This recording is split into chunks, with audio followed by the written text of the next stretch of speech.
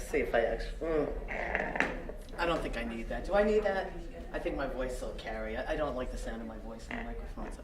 Okay, well, I'd like to welcome everybody to our Indigenous Peoples Day celebration. This is our first shot at this. Okay, yeah, sure, people, right? This is our first shot at, thinking about Indigenous Peoples Day, and I just kind of wanted to start out by telling you guys a little bit about what Indigenous Peoples Day is, how it came about. The idea for an Indigenous Peoples Day actually came from an international conference on discrimination against indigenous populations in the Americas that was sponsored by the United Nations in Geneva, Switzerland in 1977. This is where the idea was born. The idea was first instituted in Berkeley in 1992, and there's a kind of a funny little story that goes with that. 1992 was, of course, the 500th anniversary of Columbus's voyage, and people were, there were many celebrations going on in the United States, including replica boats that were going to come into the New York harbor and then sail around, and they were eventually going to get to San Francisco. So the good people of Berkeley, California, thought that would be a perfect opportunity to start the movement for an Indigenous Peoples Day, and they planned a big protest for the day that the boats were going to arrive, but the boats never arrived. There was some kind of snafu, they weren't seaworthy as people thought they were going to be, et cetera, so that never happened. But at any rate, the Indigenous Peoples Day was born in 1992 in Berkeley. Since that year, many people have joined into this movement. Some of the places that celebrate Indigenous Peoples Day, as opposed to Columbus Day, or Berkeley, California, Santa Cruz, California, Minneapolis, Seattle, Grand Rapids, Michigan, St. Paul, Minnesota, Albuquerque, New Mexico, Portland, Oregon, and Portland, Maine, Traverse City, Michigan, Olympia, Washington, Denver, Colorado. And since this movement has taken shape, many states are going over to this too. As of this year, Minnesota, Vermont, and Alaska all celebrate Indigenous Peoples Day. So many of the states that have large Native American populations are the ones that celebrate this day. Another kind of interesting story is that this year, Los Angeles finally voted to get rid of Columbus Day and institute Indigenous Peoples Day, because Los Angeles surprisingly has the largest population of indigenous people in the United States. I wouldn't have thought that, but that's actually the case. So it was an almost unanimous vote. The lone person who voted against it was an Italian American on the council, which is kind of that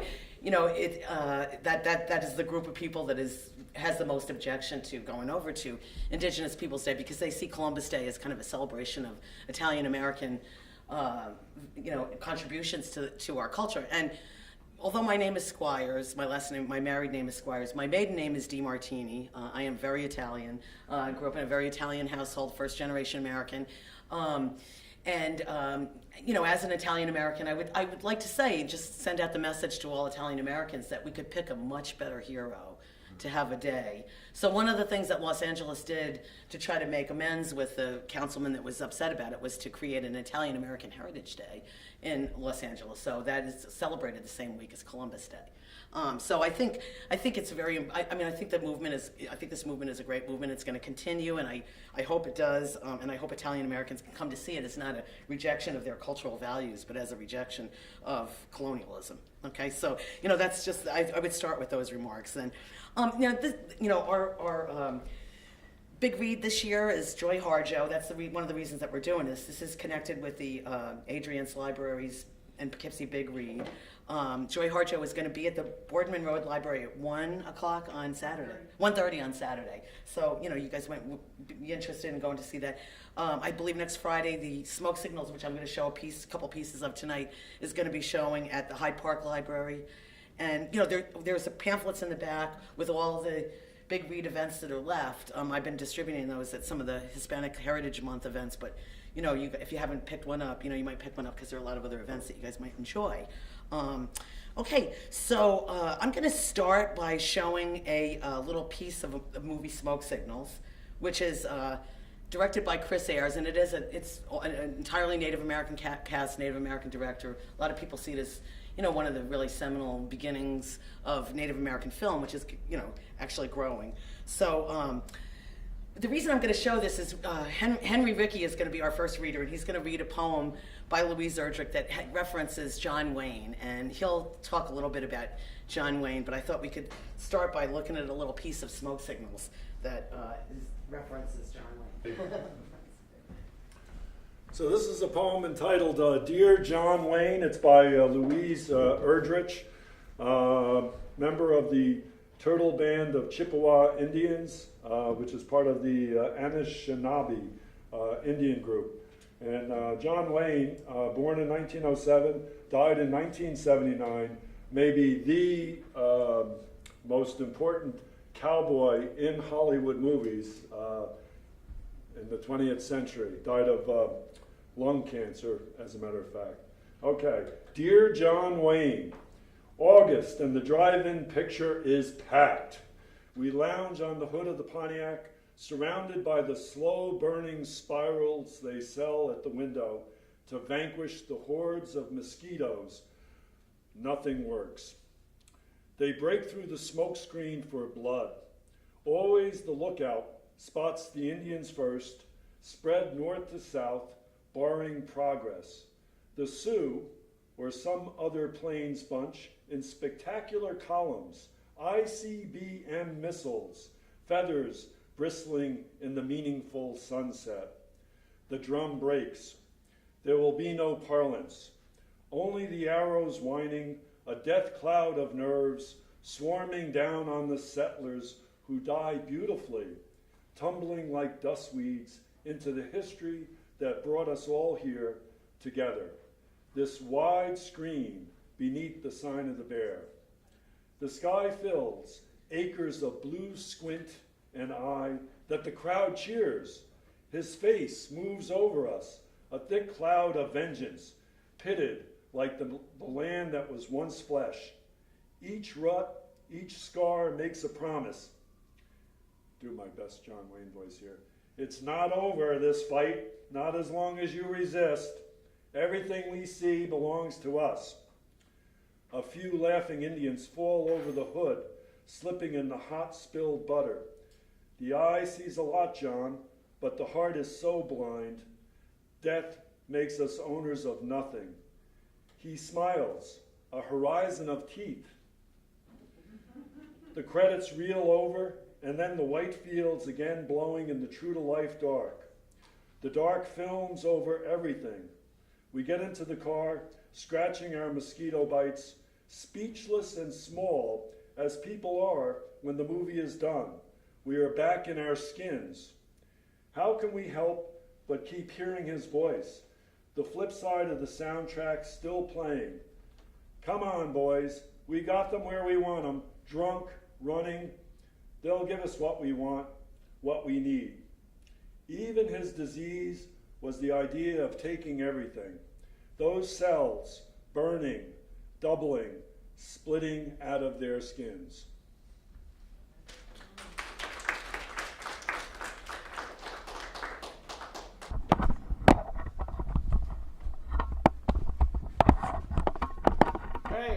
Good evening. My name is Michael Adams. I am the advisor of the Dinner Theater Rejects. This is Dutchess Community College's Improv Club. Unlike traditional theater, improv is very much audience interactive. So we need your help. We play a game called Foursquare, right? And I'm going to be the fourth person in a square. And each duo is a separate scene.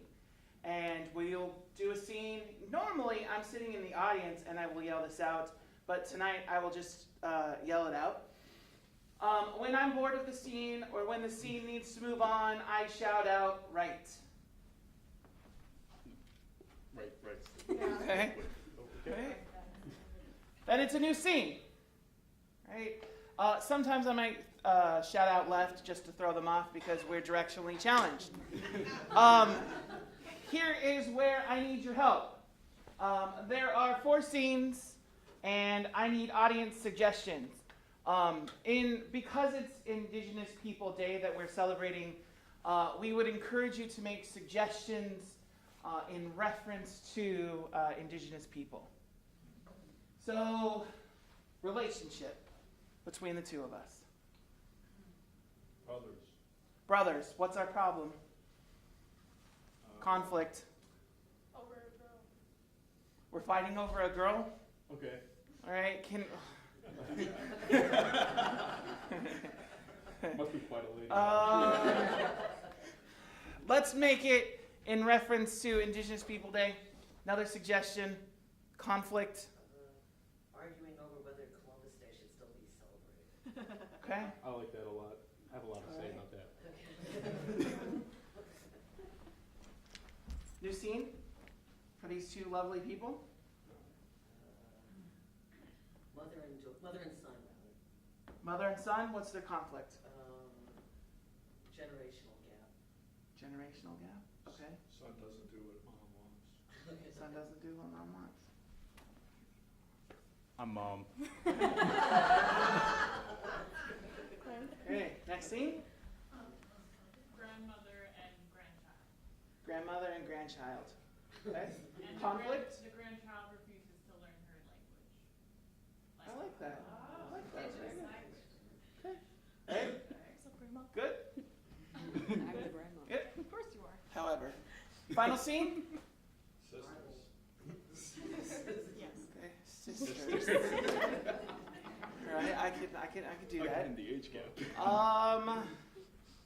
Conflict. Something service. Well, conflict, but okay. Arguing what to do with the white people.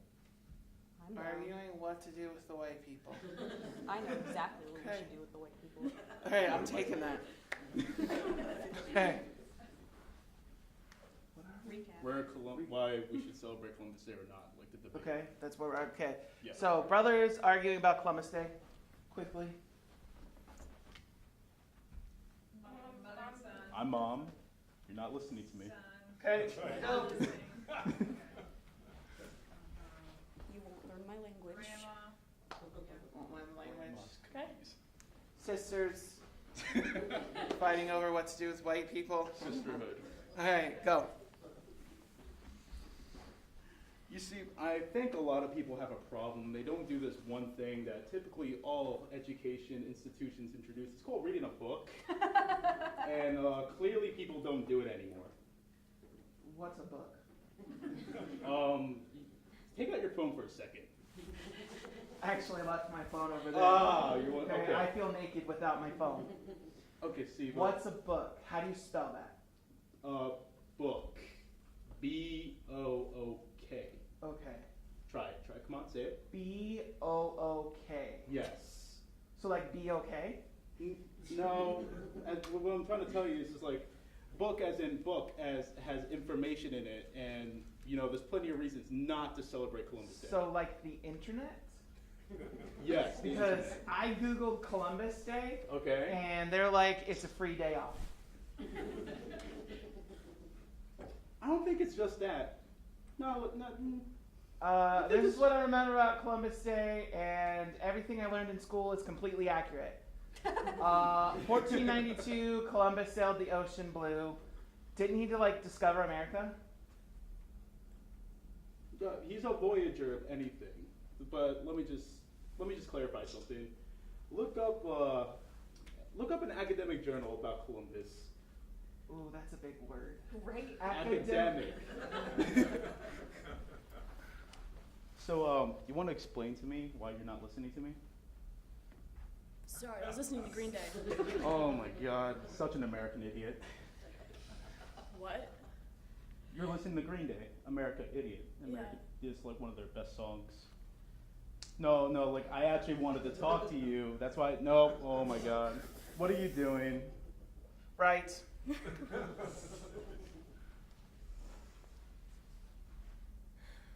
We need to talk. Okay.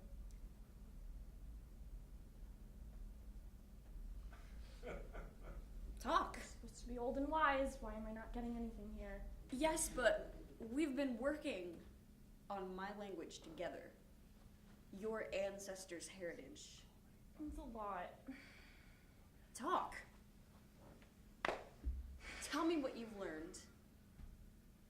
Do it for me. For you? For your grandmother. Oh God. Were you born like the 60s or something? This is what we're getting at? Oh, honey. Heritage. Right. Whitey's gotta pay. Here's what I think. Are you ready for this? You ready for this? Everybody that voted for 45, we should send them to live in Texas. Right. So, academic. Yes. What's that mean? It means it was recorded by a professional in a field. Ooh, professional is a big word. It has a lot of syllables. Okay. I completely All right, understand. Okay. So, like, it's like the internet, Yes. and like professional people do it. Yes. What's it for? It's for the truth. That was really deep. I just want to stop right here. That was really deep. And then I was gonna like totally go Aristotle and be like, you mean big T or little t? Right. We need to talk about something very serious right now. And just you and I need to get together. Come over here. Are you not making waffles at breakfast anymore? Don't worry about the waffles. I always got the waffles ready. Do you have the chocolate chips? Yes. And the macadamia nuts. The sprinkles? Yes. All right. I just want to tell you something. There's a lot of things out there that you should think is complete bullshit. Like for Like an UFO sightings? Real. real, okay. Like anything that basically says that Columbus came over with good intention. Yeah, That's not right. I felt that. Right. I need you to get in touch with your American roots. All of this meme slang, Yeah, it's disrespectful for your heritage. but like Grumpy Cat's cool. I'm Right. All right. So after we move them to Texas. We put them in a camp. Right. No, wait. Okay. Let's do even better than putting him in a camp. To, I don't know, make reparations, we should let them open casinos. Oh. But do we profit from that? Absolutely, because they have to pay taxes. Oh, that's fair. Right. Okay. So, hold on. Okay. I'll let you take your time on this. My brain is really hurting. Okay. I see something smoking up there. Are you okay? I had hair like 5 minutes ago. Yeah, I know. It's like gone. What happened to it? You want my Okay. hat? Like.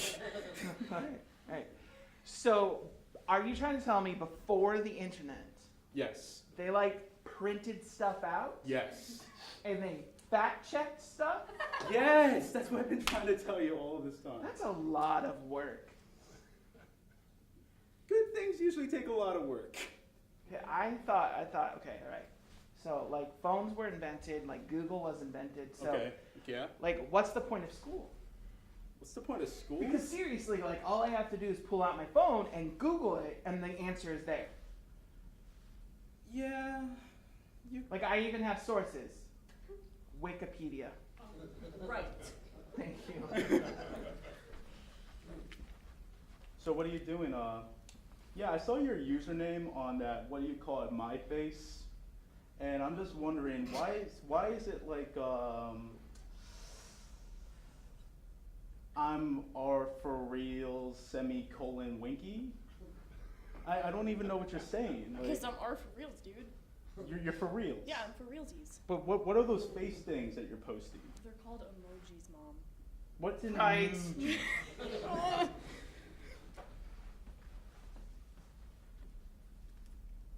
Talk to me.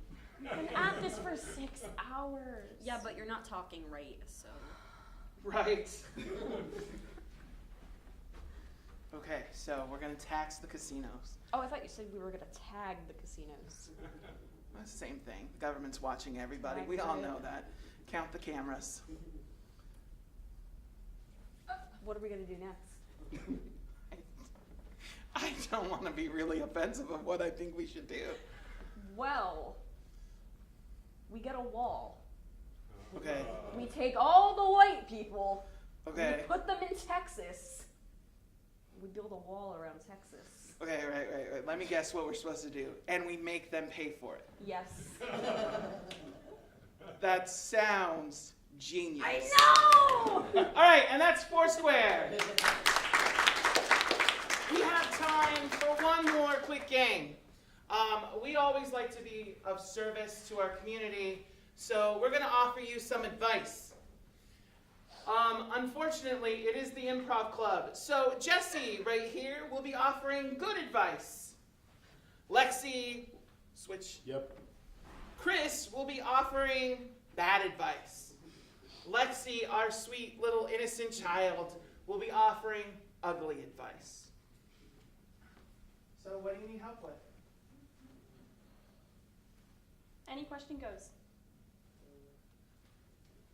What to do about that midterm grade? You study your little heart out, pal. Cheat and then don't admit it. There were midterms. Next question. So what do you think we should do about Columbus Day? Well, we should all acknowledge the fact that Columbus was not an okay guy and move on. I think we should keep the statues up because there's nothing else that you can record history with, not like paper or like internet or anything like that. It's not like it's a waste of money anyways. Just throw papers in the street, burn everything. Throw your shoes over a telephone pole. You know, spray paint. Oh, Next question. Should we dress up like Native Americans for Halloween? No. Next question. Next question. Yeah, that could have gone bad. What do you think about stereotyping? Stereotyping? Well, you shouldn't stereotype people. Get to know people for who they are and just learn to know them that way. Well, the guys on Fox News said that if it's the truth, it's the truth. Everybody's got issues. Don't think that you're like isolated from that. Everybody's got issues. I have issues, but we're not going to go through that hour-long presentation. Next question. What can we do to better celebrate Native Americans? You can embrace Native culture and learn more about the different types of culture in the Native American culture. Celebrate by using Play-Doh.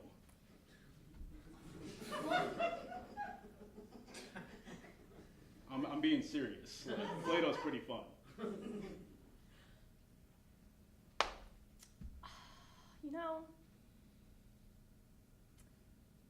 throw a giant party. Yep, that's what I would do. Giant rager. Do it. I think that's great. Yeah. advice. A rave. Rave.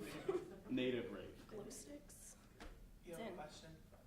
Oh no. Oh, I thought you were raising your hand. That's I have a question. How do we teach younger kids about Native Americans? Well, we tell them the truth and we don't sugarcoat American history. I think you should just take them out to a cliff, and if they don't understand it, just kick them down. That's pretty ugly.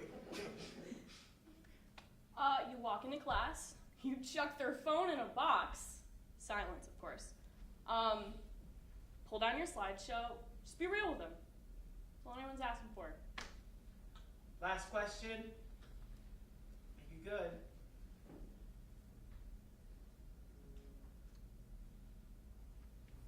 What would you do if you found a box of guns in the forest? Take them to a department. I don't care what. You know, I heard in physics when you shoot a bullet upwards, it eventually has to come down. So you know what? That's a great final project. Definitely do that. My financial aid ran out, so. Boo! Alright! Please give them a round of applause. Lexi, shameless promotion. Okay, hi guys. This Friday we have our Halloween improv comedy show. It's rated R, So it's a little more than what we did today, but if you're into that, please come. Also, the winner of our costume contest will receive a $50 gift card to spend anywhere they want. So come wow us with your costumes. Who doesn't like free money? And because it's Halloween, I brought candy bags, so raise your hand if you want one. Anybody? Thought no one was gonna raise their hand. Not so much a monologue. I'm going to read an essay on identity. Okay, and it was written by a student at the Institute of American Indian Arts in Santa Fe, New Mexico. I'm just going to read a little bit in the beginning first, just to give you a little context. It's titled, "What Am I?" So, questions of identity often trouble modern Indian youth. Especially those of mixed Indian and white ancestry. Is being Indian a matter of adopted lifestyle and point of view, they wonder, or of physical appearance and the amount of genetic Indianness, which is traced by reconstructing a family tree? During congressional hearings into Indian education in 1969, a Ponca Indian witness was asked by an Oklahoma senator, "When you talk about Indians, whom are you talking about?" The man replied, "Somebody who wants to be an Indian, and somebody who knows he has to be an Indian." Unfortunately, a mixed blood's self-assurance is not usually achieved that easily. So in this essay, a student at the Institute of American Indian Arts in Santa Fe, New Mexico, tells what it feels like to negotiate between identities and stereotypes. Opening in 1961, the Institute was a pioneering effort in education that did not turn natives from their own culture. Today, there are 27 tribally controlled Indian colleges, mostly located on reservations, which teach math, science, and business administration alongside classes in Indian history, literature, and languages. It has been estimated that a native student who attends such an institution for only a year is 40 times more likely to succeed at a non-Indian institution than one who enrolls directly. Okay, so here's the essay. One thing I can't get over is the way many Indians talk about whites. I am particularly sensitive to it because I am part white. I realize that some Indians, having had discriminatory experiences with whites, may have reason to feel anger. Still, this does not justify reverse discrimination. But the real hypocrisy is with those who are partially white themselves. Most Indians, even those on the reservations, have some white blood, as their French, Spanish, and German names may indicate. Recently, I heard a guy who is half Indian sneer at white ways. Today, the dominant society has great influence upon Indians. Many Indians, even those who are purebloods, have adopted white ways. They drive cars, work at factories, worship at white churches, adhere to white morals, and dress as whites. Most Indian customs are just remnants. The true Indian, one who knows his religion, customs, and their meanings, practice Indian crafts, and can survive in the wilderness, is rare. What is Indian? I don't know. Perhaps that is because I have been raised in white society. My mother was raised on the reservation, so perhaps I should know what Indian is. People say, it doesn't matter how much Indian you are if you feel Indian. I don't feel Indian. I accept my mother as I do myself without pinpointing what is Indian. Perhaps this feeling of Indian is feeling kinship for people with Indian blood. I am defensive because I do not feel truly Indian. People talk about white ways and I fear being called an apple, red outside, white within. I wonder how many other people feel the same way and thus not whites. I search for something to validate myself as an Indian. I can make general statements about Indians such as, they are sharing and giving people. They lack materialism and live close to nature. But these apply only to the Indians of the past who have lived close to the old culture. The true Indians are all but gone. Within myself, I feel rejected or feel the threat of rejection. My mother married a white man.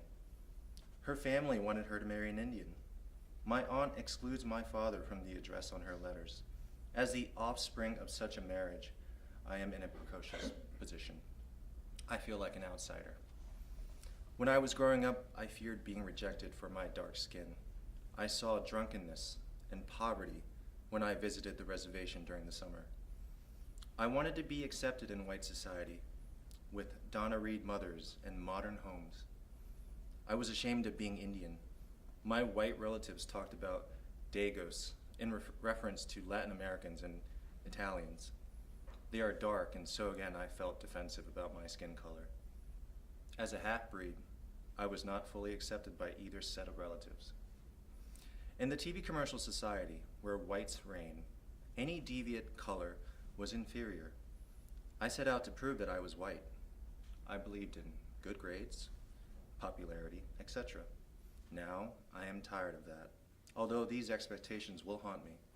Unfortunately, many traditionalists are turning to these same shallow values. Many whites are turning to Indians for an alternative to these values.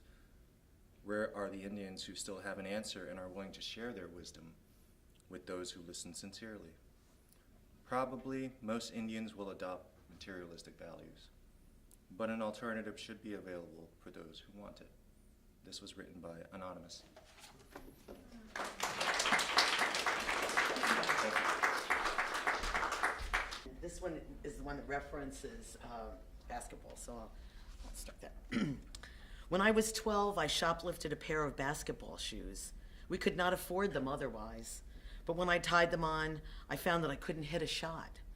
When the ball clanked off the rim, I felt only guilt, guilt, guilt. Oh, immoral shoes. Oh, kicks made of paranoia and rue. Distraught but willing to get caught, or confess, I threw those cursed Nikes into the river and hoped that was good enough for God. I played that season in supermarket tennis shoes that felt the same as playing in bare feet. Oh, torn skin, oh, bloody heels and toes, oh, twisted ankles, oh, blisters the size of dimes and quarters. Finally, after I couldn't take the pain anymore, I told my father what I had done. He wasn't angry. He wept out of shame. Then he cradled and rocked me and called me his little basketball Jesus. He told me that every cry of pain was part of the hoops sonata. Then he laughed and bandaged my wounds, my Indian boy poverty basketball stigmata. Anyway, so that's Victory. Okay, now the next one I'm going to read, I just kind of wanted to just preface this a little bit by saying a little something about Sherman Alexie's tribe. I mean, he's part of the Spokane. He's a Spokane Indian and grew up in Idaho. Many of the things in Smoke Signals refer to the Indians of the Northwest as fishermen. And so damming of rivers, it's something we don't think that much about, but damming of rivers absolutely, wrecked their culture, wrecked their way of life. So this is called the powwow at the end of the world. And, the Cooley Dam and some of the other things that he talks about in here are a reference to, the way that salmon fishing was ruined for them on the Columbia River. Okay, so it's called the powwow at the end of the world. I am told by many of you that I must forgive, and so I shall, after an Indian woman puts her shoulder to the Grand Coulee Dam and topples it. I am told by many of you that I must forgive, and so I shall after the floodwaters burst each successive dam downriver from the Grand Coulee. I am told by many of you that I must forgive, and so I shall after the floodwaters find their way to the mouth of the Columbia River as it enters the Pacific and causes all of it to rise. I am told by many of you that I must forgive, and so I shall after the first drop of floodwater is swallowed by that salmon waiting in the Pacific. I am told by many of you that I must forgive, and so I shall after that salmon swims upstream through the mouth of the Columbia and then past the flooded cities, broken dams, and abandoned reactors of Hannaford. I am told by many of you that I must forgive, and so I shall after the salmon swims through the mouth of the Spokane River as it meets the Columbia, then upstream until it arrives in the shallows of a secret bay on the reservation where I wait alone. I am told by many of you that I must forgive, and so I shall after that salmon leaps into the night air above the water, throws a lightning bolt at the brush near my feet, and starts the fire, which will lead all of the lost Indians home. I am told by many of you that I must forgive, and so I shall, after we Indians have gathered around the fire with that salmon who has 3 stories it must tell before sunrise. One story will teach us how to pray. Another story will make us laugh for hours. The third story will give us reason to dance. I am told by many of you that I must forgive, and so I shall when I am dancing with my tribe during the powwow at the end of the world. Okay. Thank you. Okay. So next up is Brittany Ellis, who's going to read some Joy Harjo poems. Yes? No? You ready, Brittany? I know she just walked in. I saw her walk in. I said, "You're up."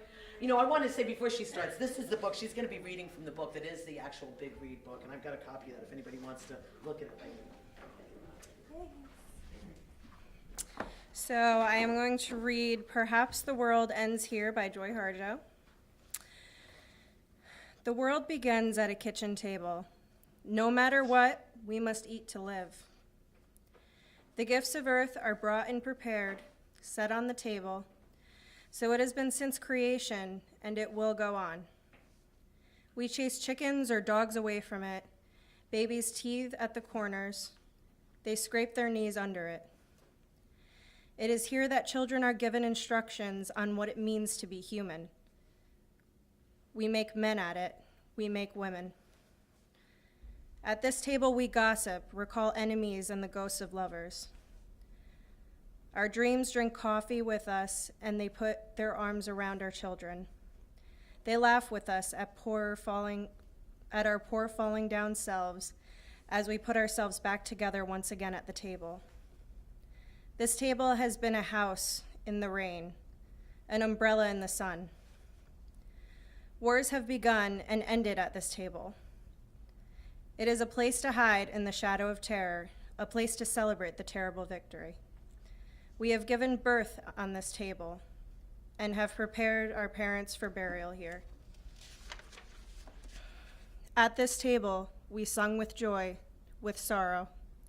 We pray for suffering and remorse. We give thanks. Perhaps the world will end at this kitchen table, while we are laughing and crying, eating of the last sweet bite. And that is Joy Harjo.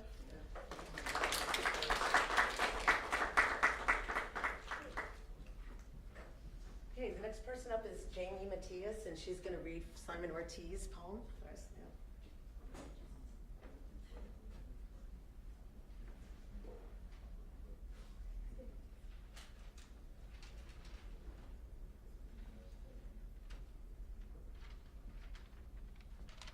Good evening.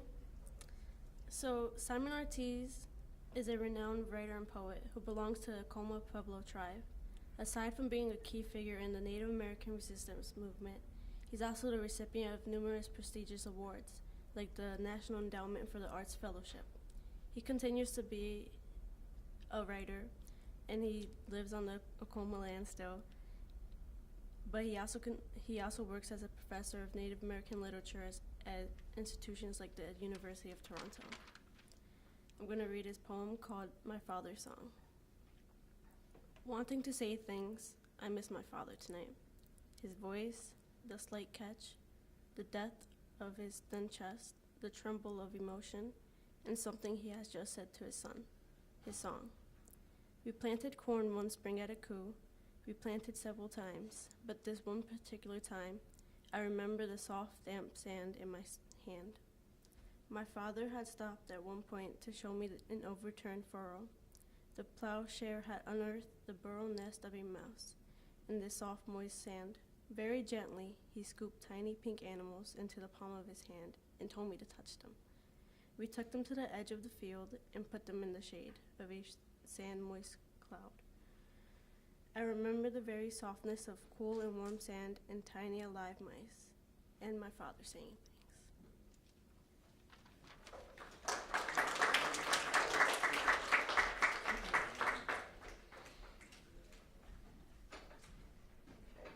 Okay, our next reader is Nava Rubenstein, and she's going to read some poems by Linda Hogan, another very accomplished Native American poet. So.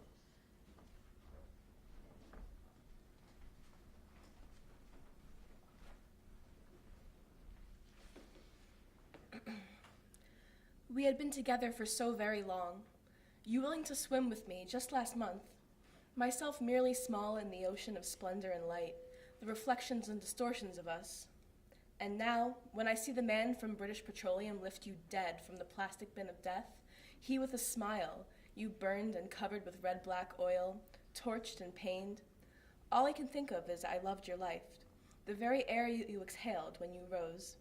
Old Great Mother, the beautiful swimmer, the mosaic growth of shell, so detailed, no part of you, simple, meaningless, or able to be created by any human, only destroyed. How can they learn the secret importance of your beaten heart, the eyes of another intelligence than ours, maybe greater, with claws, flippers, plastron? Forgive us for being thrown off true, for our trespasses, in the eddies of the water where we first walked. That was Songs for the Turtle in the Gulf. This is history. This is the word that is always bleeding. You didn't think this until your country changes, and when it thunders, you search for your own body, for a missing hand or leg. In one country, there are no bodies shown, lies are told, and they keep hidden the weeping children on dusty streets.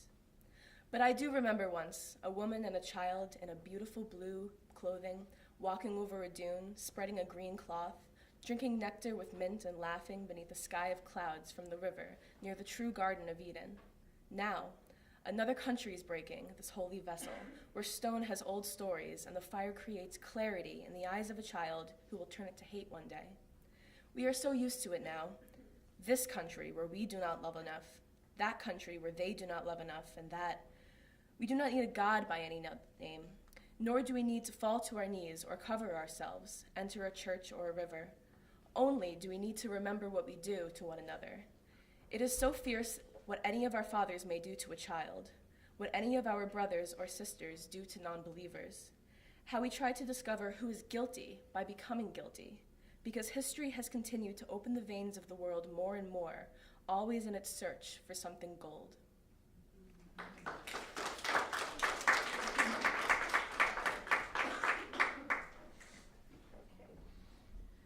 Our next reader is going to be Nania. Say it one more time. Masagu. I never say her name correctly. I practice it all the time and I still can't do it. Okay, and she's going to be reading something. And what's her name again? It's from Spill. Spill. By Alexis Pauling. All right, great. Very good. Hi, this is from Spill by Alexis Pauling Gums, and Miss Gums mostly writes for mothers. So, and in honor of those who mother and those who mother themselves. So, the first poem, I be that walk, a piece of the way home, wayward woman, she says. I be the butter that makes you love your bread, the part-time lover that shakes your bed, the sofa woman who chose the street instead. You don't know me. She rubs her eyes and tilts her head. Do you? I'm nobody's girl who grew up quick. I am lightning rod and divining stick. I am the miner's canary, and I'm sick of the blackness in your lungs. At the risk of being hung, I be that squawking morning when the rent is due. I be that daughter in the inappropriate shoes. I be the ankle anchored to the slide in the blues. I be forever. I beat the wavy weather vane out of vanity cases, the who done what out of police car chases, the rhythm out of the musical paces of the hearts on the hospital hall. I be all, up against Satan's wall, evidence of the fall, pounding sound of the ground when you see me around. Try not to feel lost, feel found. Second poem has no title, actually. The ground shakes with us, the gathering woman, grows rich, grows brown, goes deep. The gathering hands woman, grown brown, grown woman, the shore determined feet. The ground grows everything we eat. The graceful stomping woman heading home, ungrateful woman populating poems. The ground has everything it needs. We have never been alone. The sky sings for us, the rain-making woman, the rage-making woman. The blood, the sky so open, so nose wide open, can't refuse the shape of our lungs, can't bear to remain above. The sky sees the shoulders that shrug off hate and celebrate and hug, The sky slows the rhythm by falling out and down and done and drug. The sky begins to know itself. We breed it in its as love. The water waits for us, the wide-eyed women, the walking woman, the worst. The water washes the war-wrung woman, the wailers, the whistle, the first. The water waits of the undrowned woman, the hope floats woman, the strong. The water knows us, the whole note woman, the half-step harmony song. The fire frees us, the fast-ass women, the fall-in-love women, the freaks. The fire is full of the all-out women, the walk-out women, the sweet. The fire is finding the love-lost woman, the worth-it woman, the ones.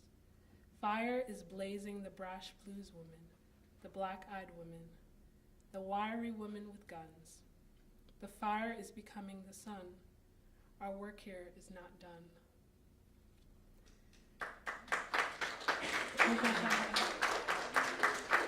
And the last poem is, she lit a candle for Tuesday. She lit a candle for sweat. She lit a candle when you woke up and the sheets were wet. She lit a candle for lovers. She lit a candle for friends. She lit a candle for maybe and for sometimes and for depends. She poured some water for cooling. She poured some water for sleep. She drank some water for the things she said she would do and forgot that week. She offered food to the corners and to the mourners and the ghosts. She painted grass for the exiles and the stateless and the hosts. She chanted peace to the pilgrims and the playmates and the pimps. She chewed on glass for the mothers and never even winced. She prostrated before the teacups and the teachers and the books. And it is still, it is still, it is still. It is still just as bad as it looks. Thank you so much.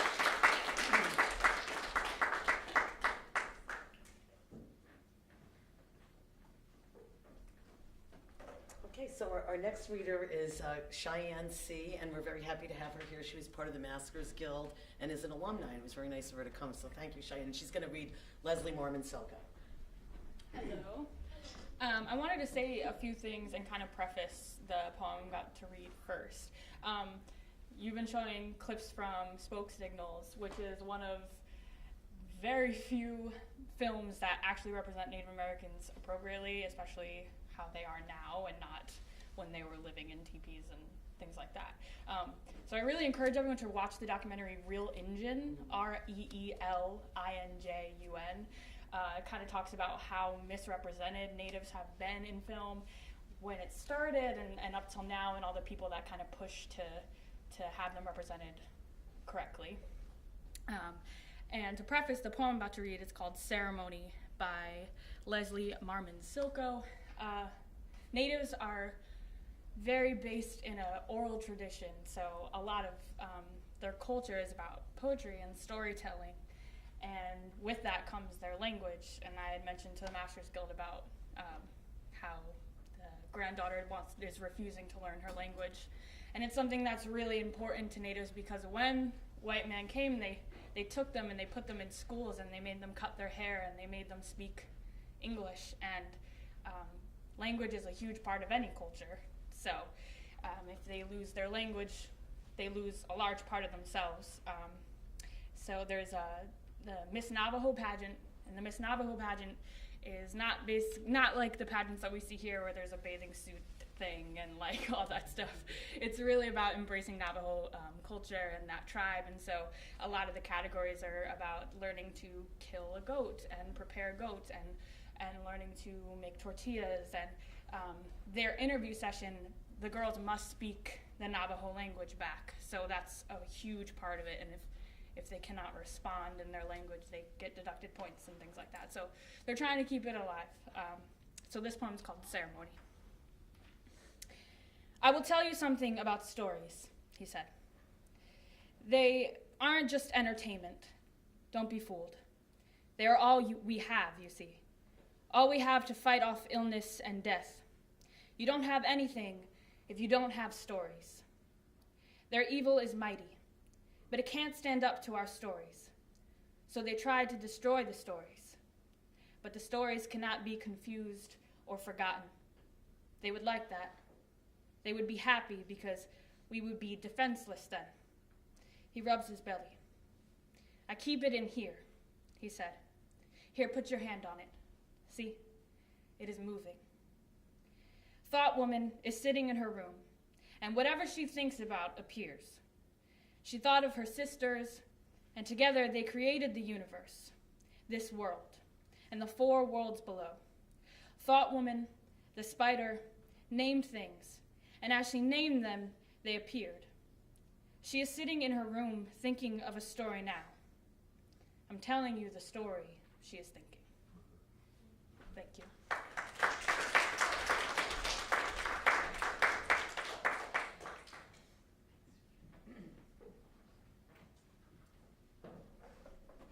Yes, I thoroughly agree with everything you said to preface that. I think that was great.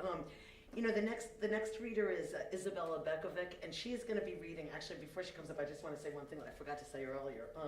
She'll be reading another poem by Louise Erdrich, but also one by Joseph Brukash, who's also going to be, you know, at the Boardman Road Library on November 2nd at 4 p.m. So if any of you guys are interested, he's the poet who's, you know, his work is going to be for the middle grade and the elementary school students for the Big Read. So, and he's a wonderful performer. I really recommend everybody come see him. So, anyway, okay, Isabel, you're up.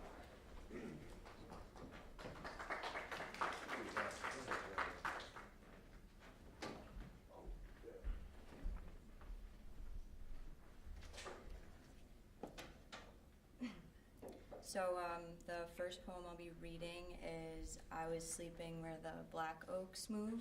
This is the one by Louise Erdrich. We watched from the house as the river grew, helpless and terrible in its unfamiliar body, wrestling everything into it. The water wrapped around trees until their life hold was broken. They went down one by one, and the river dragged off their covering. Nests of herons, roots washed to bones. Snags of soaked bark on the shoreline, a whole forest pulled through the teeth of the spillway. Trees surfacing singly where the river poured off into arteries for fields below the reservation. When at last it was over, the long removal, they had all become the same dry wood. We walked among them, the branches whitening in the raw sun. Above us drifted herons, alone, hoarse-voiced, broken, settling their beaks among the hollows. Grandpa said, "These are the ghosts of the tree people, moving among us, unable to take their rest. Sometimes now we dream our way back to the heron dance. Their long wings are bending the air into circles through which they fall. They rise again in shifting wheels.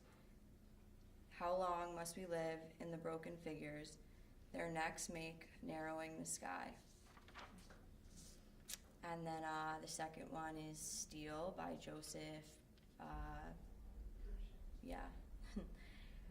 So Steel arches up past the custom sheds, the bridge to a place named Canada, thrust into Mohawk land. A dull rainbow arsing over the new school, designed to fan out like the tail of the drumming partridge. Dark feathers of the old ways pride mixed in with blessed catteries, pale dreams of sacred water. When the first span fell in 1907, cantilevered shapes collapsed, gave like an old man's arthritic back. The tide was out, the injured lay trapped like game in a deadfall, all through that day until the evening. Then, as tide came in, the priest crawled through the wreckage, giving last rites to the drowning.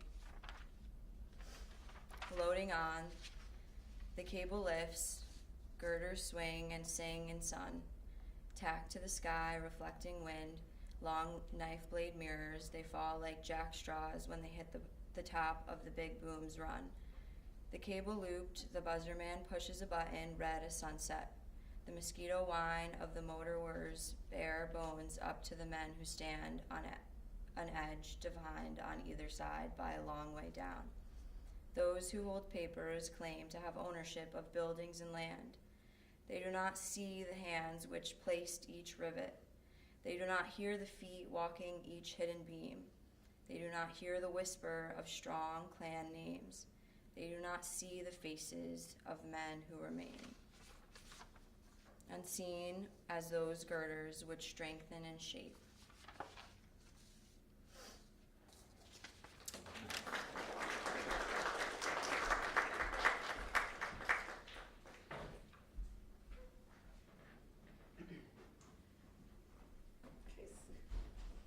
So, you know what, we're going to end tonight with Danny Banyavong is going to read another poem, and this one is from a book that I got a couple weeks ago that's poems by actual Mexican Native Americans, you know, people, indigenous people of Mexico. And so after he reads this, I'm going to just play a little spoken word poetry by John Trudell, who is, again, you know, of Mexican origin and Native American. So I'm going to play a couple of his after that, and that'll be it. But anyway, so here's Danny once again. Okay. So yeah, this poem is from a book called Like a New Sun. It's indigenous Mexican poetry. Good stuff. It's by a poet named Miqueas Sanchez. She's 37 years old. She writes poetry and fiction in the Zoque language of the Chiapas, Mexico. If you think of Mexico like a horn, you know, like this, it's right here. It's there. Yeah. So, and Sanchez is currently the director of Zicopa. It's an indigenous radio station in Chiapas. And it's good that you were talking about language, because the Zoque languages, they form a branch of they're spoken by some 70,000 people in the southern Mexican states of Chiapas, Oaxaca, and Tabasco. I love Tabasco. Zoque is an endangered language due to the rapid shift to Spanish among Zoque youths. So that's happening. Jeez. Okay, so this poem I was very attracted to because not only is it beautiful, but it's pretty dark. But it's not so much depressing, it's more spiritual. There's like a searching, a longing, a loneliness, an appreciation for nature and creation, life, death. Good stuff. Okay, so these are selections. This poem has 7 parts, and they're not in order. They're in order, but they're not linear, like jumps from 1 to 3. It's called The Soul Returns to the Shout of Silence. And before I begin, there were a few words I had to look up, and I think that because this poem is so rich in imagery, that to know what these words mean will sort of enhance how you receive the poem as an audience. The word arcanum, it means secrets and mysteries. Saltpeter is a natural solid form of nitrogen. Obelus, 1/10 of a gram. Amethyst is the violet variety of quartz. Libation, pouring liquid as a sacrifice to a deity. And yeah, I think we're good to go after that. Okay, so yes, the soul returns to the shout of silence selections. Part 1. The soul returns to the shout of silence, returns to drink seawater, with which it satiated its first thirst. Water of life where the earth deposited its arcanum. Water of such sweet saltpeter, where God left essences of his body. The soul discards mysticism, discards hope, seeks reflections of sand, seeks embers of solitude, and its eye of water sprouts in drops in rain, in the corner of the eye, to see ghosts. Part 3. The soul emanates perfumes, exhales secrets of the species, revitalizes the remote regions of my pains, searches for an obelisk of peace over hills of sleep, traces spears of tenderness to compensate for solitudes. My soul, amethyst orchid seeking water, water of ancient coconut, as ancient as pain. Part 7. I have silences in my soul, wrestling with the rain, and solitude dawns from my left eye, to my right eye, spy, since volcanic cycles, meditates from the windows of my grandparents, vomits, sage and wormwood. Solitude is freed at midnight, at moon's marrow. Part 10. My memory is the black box of a plane without return. How did it reach the libation of seawater, of such sweet saltpeter? How do I justify this extravagant intoxication? My hands shatter in contact to water. Who am I if not the counterpoint of pain? The black pearl in the eyes of the suicide. And I look for my father in his withered joy. Part 15. From the house that I am not at, I hear the dancing of the waves. And it's not the sea that speaks to me, it's the rain that slaps the roof. The north wind has arrived. We all know that our feet will get wet. Where I sleep, it no longer rains. Not even drops of water, or silica, or sand. Only the noises of cars, signs and neon lights. Where I sleep, my grandfather no longer opens his naked eyes at 2 in the morning. Part 16. I want to go on a pilgrimage with butterflies and upholster the sky. I want to unite my silence with the waves' hair. I want to find the heart of the sea that the drowned lost, and the navigators keep hunting in mermaids' songs. Where do the white butterflies that upholster the sky migrate? Where do the soul and its falcon's shriek reach? Part 17.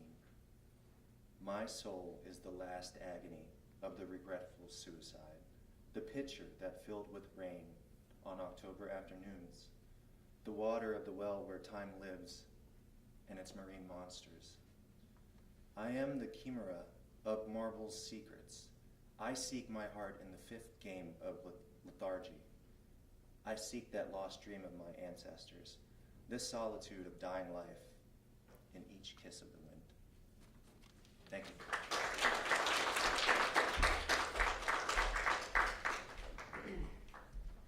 Okay, like I said, I'd like to, close with playing a little bit of John Trudell. I just want to tell you a little bit about who John Trudell is, and again, I thought it would go well with the, with Danny's reading.